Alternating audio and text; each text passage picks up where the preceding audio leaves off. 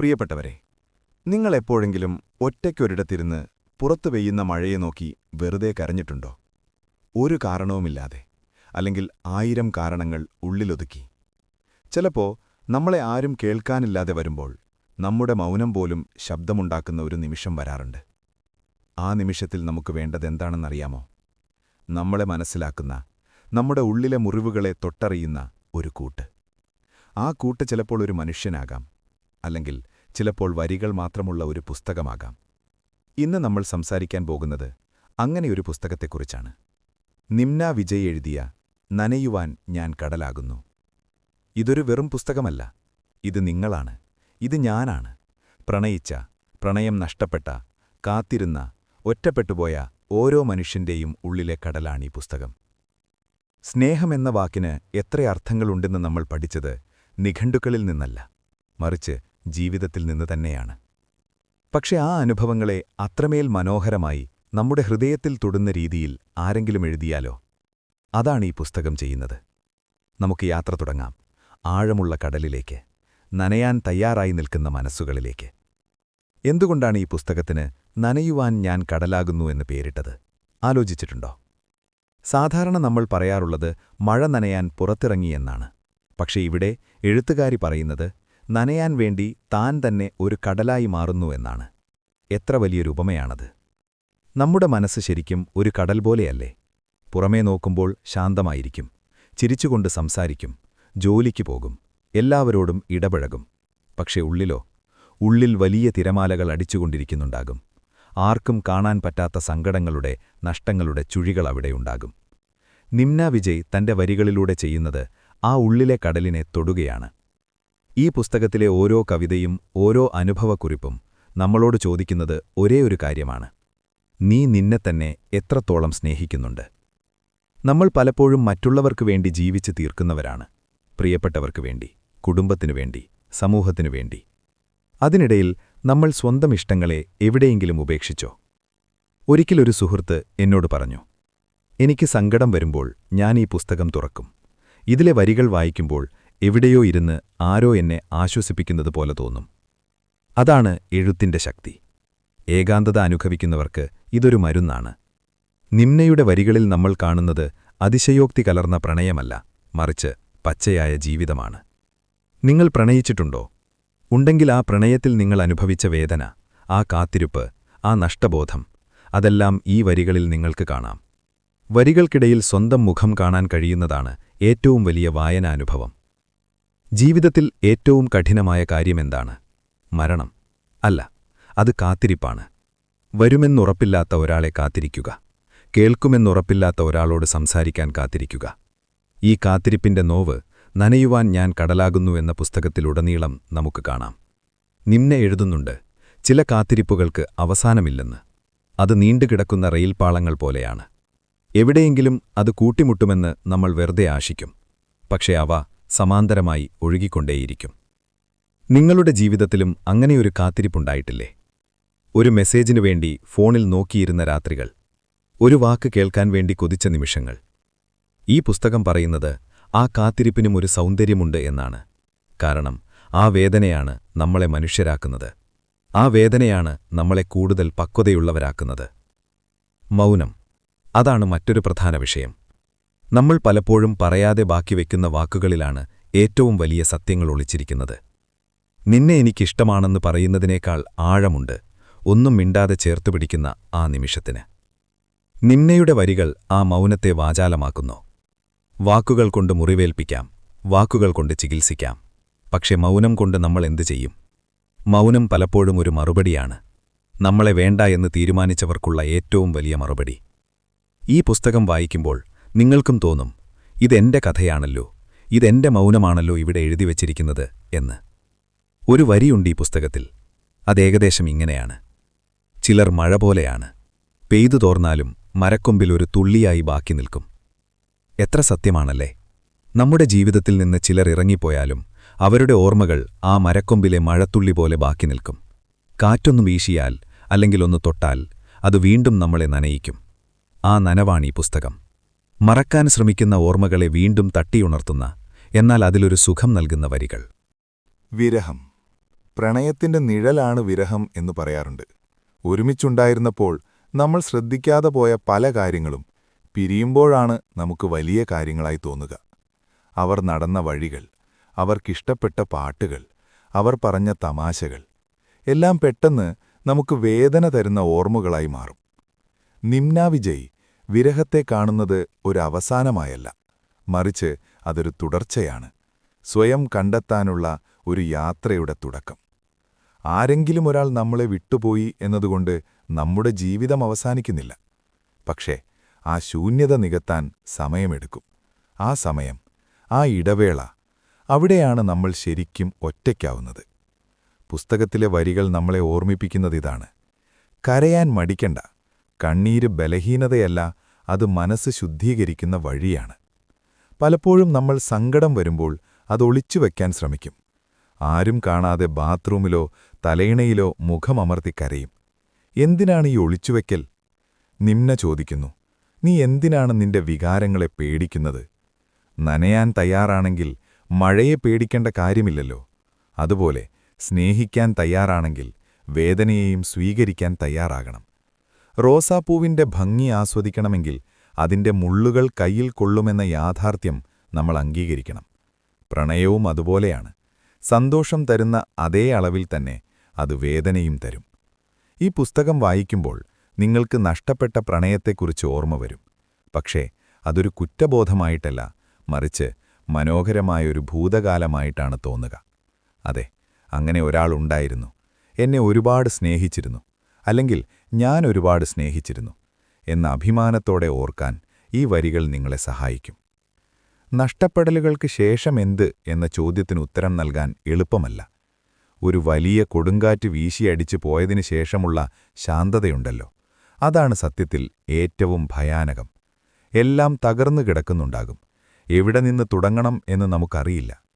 നനയുവാൻ ഞാൻ കടലാകുന്നു എന്ന ഈ പുസ്തകം നമ്മുടെ കൈ പിടിക്കുന്നത് ഈ ഘട്ടത്തിലാണ്.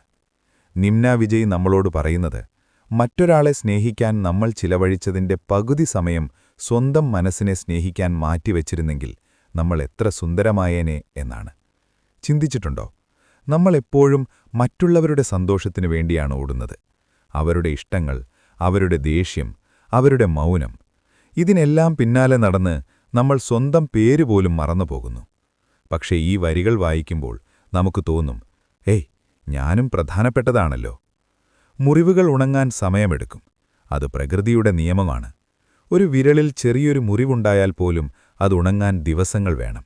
അപ്പോൾ വർഷങ്ങൾ കൊണ്ട് നമ്മൾ കൊണ്ടുനടന്ന ഹൃദയത്തിനേറ്റ മുറിവുകൾ ഒറ്റ രാത്രി കൊണ്ട് മായുമോ? ഇല്ല. ക്ഷമ, അതാണ് നമുക്ക് വേണ്ടത്. സ്വന്തം മനസ്സിനോടുള്ള ക്ഷമ. പുസ്തകത്തിലെ വരികൾ നമ്മളെ ഓർമ്മിപ്പിക്കുന്നു, നീ തനിച്ചല്ല, നിന്നെപ്പോലെ 1000 പേർ ഈ ഭൂമിയിലുണ്ട്, സങ്കടങ്ങൾ ഉള്ളിലൊതുക്കി പുറമേ ചിരിക്കുന്നവർ. സ്വയം സ്നേഹിക്കുക എന്നത് ഒരു സ്വാർത്ഥതയല്ല, അതൊരാവശ്യമാണ്. ഒഴിഞ്ഞ പാത്രത്തിൽ നിന്ന് നമുക്കാർക്കും ഒന്നും നൽകാൻ കഴിയില്ല. സ്നേഹം നൽകണമെങ്കിൽ ആദ്യം നമ്മുടെ ഉള്ളിൽ സ്നേഹം നിറയണം. ഈ പുസ്തകം ഒരു കണ്ണാടിയാണ്, പൊടി പിടിച്ചു കിടക്കുന്ന വിള്ളലുകൾ വീണ ഒരു പഴയ കണ്ണാടി. പക്ഷെ പൊടി തുടച്ച് അതിലേക്ക് നോക്കിയാൽ മുറിവുകൾക്കിടയിലും ചിരിക്കാൻ ശ്രമിക്കുന്ന നിങ്ങളുടെ തന്നെ മുഖം കാണാം. ആ മുഖത്തെ സ്നേഹിക്കാൻ ഈ പുസ്തകം നിങ്ങളെ പഠിപ്പിക്കും. നമുക്കാ തലക്കെട്ടിലേക്കൊന്നുകൂടി മടങ്ങിപ്പോകാം. നനയുവാൻ ഞാൻ കടലാകുന്നു. എന്തുകൊണ്ടാണ് എഴുത്തുകാരി കടലിനെ കൂട്ടുപിടിച്ചത്? പുഴയോ കുളമോ മഴയോ ഒന്നും പോരാതെ വന്നോ? കടൽ, അത് അത്ഭുതമാണ്. അതിന് അതിരുകളില്ല. അത് നിഗൂഢമാണ്. പുറമേ നിന്ന് നോക്കുന്നവർക്ക് കടൽ വെറും തിരമാലകൾ മാത്രമാണ്. പക്ഷേ അതിന്റെ ആഴങ്ങളിൽ എന്തൊക്കെ ഒളിപ്പിച്ചു വെച്ചിട്ടുണ്ടെന്ന് ആർക്കറിയാം? നമ്മുടെ മനസ്സും അതുപോലെ തന്നെയല്ലേ? പുറമേ ചിരിക്കുന്ന മുഖമായിരിക്കും നമുക്ക്, പക്ഷേ ഉള്ളിൽ ആർക്കും എത്തിനോക്കാൻ പറ്റാത്തത്ര ആഴത്തിൽ സങ്കടങ്ങളുടെ മുത്തുകളും പവിടങ്ങളും നമ്മൾ സൂക്ഷിക്കുന്നുണ്ടാകും. കടലിന്റെ വെള്ളത്തിന് ഉപ്പുരസമാണ്, നമ്മുടെ കണ്ണിനീരിനും. ആ സാമ്യം യാദൃശ്ചികമല്ല. നിമ്നയുടെ വരികളിൽ കടൽ ഒരു രൂപകമാണ്. പ്രണയത്തിന്റെ ആഴമളക്കാൻ ഇതിലും നല്ലൊരു അളവുകോലില്ല. ചിലപ്പോൾ ശാന്തമായിരിക്കും, ചിലപ്പോൾ പ്രക്ഷുബ്ധമായിരിക്കും. പ്രണയവും അങ്ങനെ തന്നെയല്ലേ? ഇന്നലെ വരെ ശാന്തമായി ഒഴുകിയ സ്നേഹം ഇന്ന് ഒരു ചെറിയ വാക്കുകൊണ്ട്, ഒരു തെറ്റിദ്ധാരണ കൊണ്ട് കൊടുങ്കാറ്റായി മാറുന്നു. ഈ പുസ്തകം വായിക്കുമ്പോൾ നിങ്ങൾക്ക് തോന്നും നിങ്ങൾ കടൽ തീരത്ത് നിൽക്കുകയാണെന്ന്. ഓരോ വരിയും ഓരോ തിരമാല പോലെ വന്ന് നിങ്ങളുടെ കാലിൽ തൊടും. ചില വരികൾ തണുപ്പ് നൽകും, ചിലത് നമ്മളെ പിന്നിലേക്ക് വലിച്ചുകൊണ്ടുപോകും. മഴയും ഈ പുസ്തകത്തിൽ ഒരു പ്രധാന കഥാപാത്രമാണ്. നമ്മുടെ നാട്ടിലൊക്കെ മഴ പെയ്യുമ്പോൾ അത് മണ്ണിന് കുളിർമയാണ്. പക്ഷെ പ്രണയത്തിൽ മഴ പെയ്യുന്നത് ഉള്ളിലാണ്. ഓർമ്മകളുടെ മഴ. അത് തോർന്നാലും മരങ്ങൾ പെയ്യുന്നതുപോലെ ചില ഓർമ്മകൾ ഇടയ്ക്കിടെ പെയ്തുകൊണ്ടേയിരിക്കും. ആ നനവുള്ള വരികൾ വായിക്കുമ്പോൾ വായനക്കാരനും അറിയാതെ നനഞ്ഞു പോകുന്നു. കണ്ണീരുകൊണ്ടാണെന്ന് മാത്രം. നിങ്ങൾ എപ്പോഴെങ്കിലും ഒരു കത്തെഴുതിയിട്ടുണ്ടോ? പോസ്റ്റ് ചെയ്യാൻ വേണ്ടിയല്ല, മറിച്ച് ഉള്ളിലെ ഭാരം കുറയ്ക്കാൻ വേണ്ടി മാത്രം. ആർക്കും അയക്കാത്ത കത്തുകൾ. നനയുവാൻ ഞാൻ കടലാകുന്നു എന്ന പുസ്തകം വായിക്കുമ്പോൾ എനിക്ക് തോന്നിയത് ഇത് കുറെ വിലാസമില്ലാത്ത കത്തുകളുടെ കൂട്ടമാണെന്നാണ്. നമ്മൾ ആരെങ്കിലും കേൾക്കാൻ ആഗ്രഹിച്ച, എന്നാൽ ആരും കേൾക്കാതെ പോയ വാക്കുകൾ. നിമ്ന വിജയ് ആ വാക്കുകൾക്ക് ജീവൻ നൽകിയിരിക്കുകയാണ്. എന്നെ മറന്നുവോ എന്ന് ചോദിക്കാൻ നമുക്ക് മടിയാണ്, അഭിമാനം അനുവദിക്കില്ല. പക്ഷേ ഉള്ളിൻ്റുള്ളിൽ ആ ചോദ്യം തീക്കനൽ പോലെ കിടപ്പുണ്ടാകും. ആ ചോദ്യമാണ് ഈ പുസ്തകം ചോദിക്കുന്നത്. നമ്മൾ പറയാൻ മടിച്ച കാര്യങ്ങൾ മറ്റൊരാൾ എഴുതി വച്ചിരിക്കുന്നത് കാണുമ്പോൾ ഉണ്ടാകുന്നൊരാശ്വാസമുണ്ടല്ലോ, ഹാവ്, എന്നെപ്പോലെ ചിന്തിക്കുന്ന ഒരാളെങ്കിലും ഉണ്ടല്ലോ എന്ന ആശ്വാസം. അതാണ് ഈ പുസ്തകത്തിന്റെ വിജയം. ഇത് കഥകളല്ല, ഇത് കവിതകളല്ല, ഇത് ഹൃദയത്തിന്റെ മിടിപ്പുകളാണ്. ഓരോ പേജ് മറിക്കുമ്പോഴും നമ്മൾ കാണുന്നത് മറ്റൊരാളുടെ ജീവിതമല്ല, നമ്മുടെ തന്നെ ഇന്നലകളെയാണ്. റിലേഷൻഷിപ്പിലുണ്ടാകുന്ന ചെറിയ ചെറിയ പിണക്കങ്ങൾ, വലിയ വലിയ അകലങ്ങൾ, ഈഗോ ക്ലാഷുകൾ, ഇതെല്ലാം വളരെ ലളിതമായ ഭാഷയിൽ ഇതിൽ വരച്ചുകാട്ടുന്നു. വലിയ സാഹിത്യഭാഷയൊന്നും ഇതിലില്ല. നമ്മൾ കൂട്ടുകാരോട് സംസാരിക്കുന്ന അതേ ഭാഷ. അതുകൊണ്ടാണ് ഇത് ഇത്രയേറെ ഹൃദയത്തിൽ തൊടുന്നത്. നമുക്ക് ചുറ്റും നോക്കൂ. എത്രയോ പേർ ചിരിച്ചുകൊണ്ട് നടക്കുന്നവർ, പക്ഷേ അവരുടെ ഫോണിലെ ഡ്രാഫ്റ്റ് ഫോൾഡർ തുറന്നാൽ കാണാം അയക്കാതെ പോയ മെസ്സേജുകളുടെ ശവപ്പറമ്പ്. ആ മെസ്സേജുകൾക്ക് ശബ്ദം നൽകുകയാണ് ഈ പുസ്തകം. അതുകൊണ്ടുതന്നെ ഇത് വായിക്കുമ്പോൾ കണ്ണ് നിറഞ്ഞില്ലെങ്കിലേ അത്ഭുതമുള്ളൂ. നമ്മളെല്ലാവരും പൂർണ്ണത ആഗ്രഹിക്കുന്നവരാണ്. പെർഫെക്റ്റായ ജീവിതം, പെർഫെക്റ്റായ പങ്കാളി, പെർഫെക്റ്റായ ജോലി. പക്ഷേ ജീവിതം പെർഫെക്റ്റാണോ? അല്ല. ജീവിതം അതിൻ്റെ എല്ലാ കുറവുകളോടും കൂടി മനോഹരമാണെന്ന് ഈ പുസ്തകം നമ്മളെ പഠിപ്പിക്കുന്നു.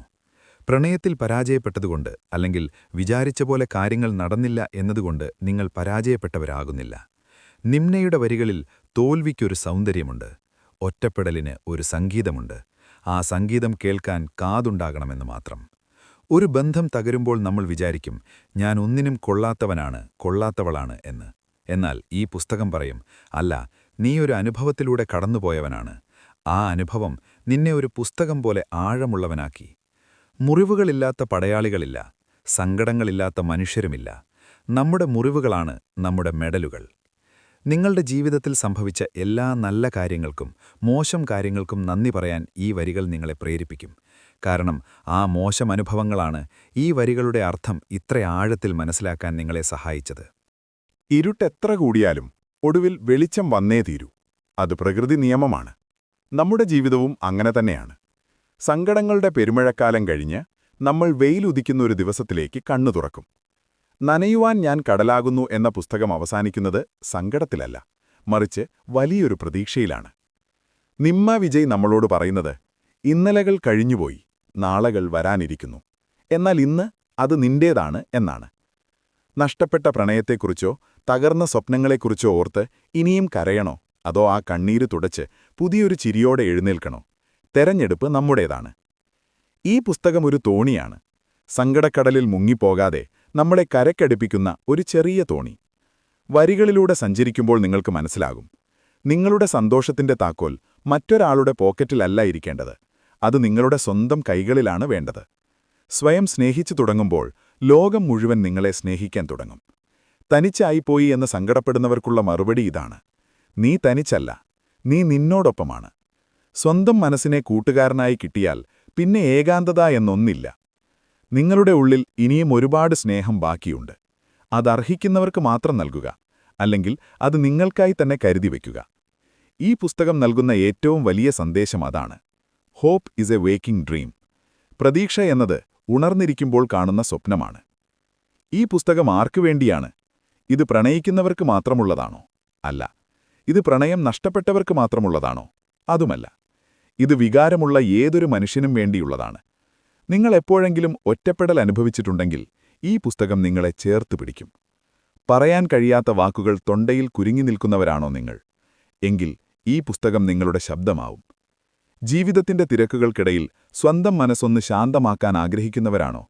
എങ്കിൽ ഇതൊരു ധ്യാനം പോലെ വായിക്കാം. വായന മരിച്ചുപോയി എന്നു പറയുന്ന ഈ കാലത്ത് വായനയിലേക്ക് തിരിച്ചുവരാൻ ആഗ്രഹിക്കുന്നവർക്കും ഇതൊരു നല്ല തുടക്കമാണ്. ലളിതമായ ഭാഷ, വലിയ കടുപ്പമുള്ള വാക്കുകളില്ല, പച്ചവെള്ളം പോലെ തെളിഞ്ഞ മലയാളം. നിങ്ങളുടെ സുഹൃത്തുക്കളിൽ ആരെങ്കിലും സങ്കടപ്പെട്ടിരിക്കുമ്പോഴോ ഡിപ്രഷനിലൂടെ കടന്നുപോകുമ്പോഴോ അവർക്ക് കൊടുക്കാൻ പറ്റുന്ന ഏറ്റവും നല്ല സമ്മാനമാണിത്. വാക്കുകൾ കൊണ്ട് ആശ്വസിപ്പിക്കാൻ കഴിഞ്ഞില്ലെങ്കിൽ ഈ പുസ്തകം നൽകുക. അതവരുടെ ഹൃദയത്തിൽ തൊടുക തന്നെ ചെയ്യും. കാരണം ചില പുസ്തകങ്ങൾ വെറും കടലാസുകളല്ല, അത് ചിലരുടെ ജീവിതമാണ്, ചിലരുടെ അതിജീവനമാണ്. പ്രിയപ്പെട്ടവരെ, നമ്മൾ തുടങ്ങിയത് കടലിൽ നിന്നാണ്. ഇപ്പോൾ നമ്മൾ കരയിലെത്തി നിൽക്കുന്നു. നിമ്ന വിജയ് എന്ന എഴുത്തുകാരിയുടെ നനയുവാൻ ഞാൻ കടലാകുന്നു എന്ന പുസ്തകത്തിലൂടെയുള്ള ഈ യാത്ര നിങ്ങളുടെ ഉള്ളിലെവിടെയൊക്കെയോ സ്പർശിച്ചു എന്ന് ഞാൻ വിശ്വസിക്കുന്നു. ജീവിതം ഒരു കടൽ പോലെയാണ്. തിരമാലകൾ വന്നുകൊണ്ടേയിരിക്കും. ചിലപ്പോൾ അത് നമ്മളെ വീഴ്ത്തും, ചിലപ്പോൾ നമ്മൾ അതിനെ മറികടക്കും. പക്ഷെ പ്രധാനം നനയാൻ തയ്യാറാവുക എന്നതാണ്. അനുഭവങ്ങളുടെ ഉപ്പുവെള്ളം കൊണ്ട് നനയുമ്പോൾ മാത്രമേ ജീവിതത്തിന് രുചിയുണ്ടാകൂ. കരയാൻ മടിക്കണ്ട, ചിരിക്കാൻ മറക്കരുത്. പ്രണയിക്കുക, അതാദ്യം നിങ്ങളെ തന്നെയാകട്ടെ. കാത്തിരിക്കുക, അത് നല്ലൊരു നാളേക്ക് വേണ്ടിയാകട്ടെ. ഈ വീഡിയോ നിങ്ങൾക്കിഷ്ടമായെങ്കിൽ, ഇത് നിങ്ങളുടെ ഉള്ളിൽ എവിടെയെങ്കിലും ഒരു ചെറിയ ചലനമുണ്ടാക്കിയെങ്കിൽ, ആ സങ്കടം അനുഭവിക്കുന്ന അല്ലെങ്കിൽ ആശ്വാസം ആഗ്രഹിക്കുന്ന നിങ്ങളുടെ സുഹൃത്തുക്കൾക്കും ഇത് ഷെയർ ചെയ്തു കൊടുക്കുക. ചിലപ്പോൾ അവർക്ക് കേൾക്കാൻ വേണ്ടിയുള്ള വാക്കുകളാവുമിത്. ഇതുപോലുള്ള നല്ല പുസ്തകങ്ങളുടെ വിശേഷങ്ങളും മനസ്സിന് കരുത്ത് നൽകുന്ന ചിന്തകളുമായി നമുക്ക് വീണ്ടും കാണാം. അതുവരെ ഉള്ളിലെ കടൽ ശാന്തമായിരിക്കട്ടെ. സ്നേഹത്തോടെ, മൈൻഡ് മാഗ്നറ്റ്.